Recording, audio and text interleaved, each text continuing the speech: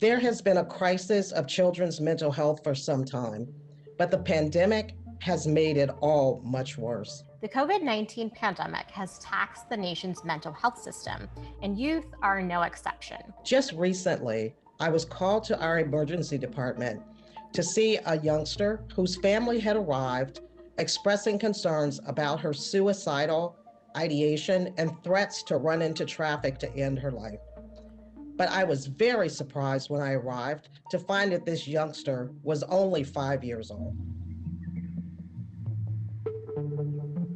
Children have been impacted by social restrictions, school closures, parental health and family financial stressors, and a host of other problems. When I asked her what she thought would happen when she died, she responded that I will come back tomorrow and I'll be a good girl and my parents will be happy again. This was a family where the parents had recently lost their employment through COVID-19.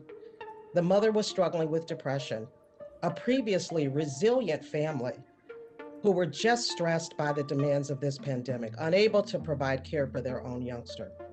But even more disturbing to me was my inability to provide an appropriate avenue for care for this youngster and her family. The Children's Hospital Association has told CQ Roll Call that they want the Biden administration's infrastructure plan to include provisions that would be more focused on children's mental health, such as investments in workforce development and loan forgiveness related to children's health professionals. Health and Human Services Secretary Javier Becerra cited a historic investment in behavioral health during a House Energy and Commerce Health Subcommittee hearing. I think we want to make sure we do everything we can to address the stresses that our kids have been facing. Sometimes they don't have the same markers and they don't express it the same way, but we know it's there. And so we've made an historic investment in behavioral health and mental health services.